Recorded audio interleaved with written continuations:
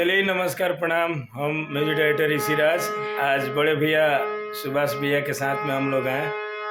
आइए भैया से कुछ हम लोग सुनते हैं। निर्गुण गाते हैं अभी। निर्गुण हम लोग कर रहे हैं, निर्गुण का कुछ बना रहे हैं, कोशिश कर रहे हैं कि कुछ अच्छा चीज बनाएं जी। कि समैया छोड़ो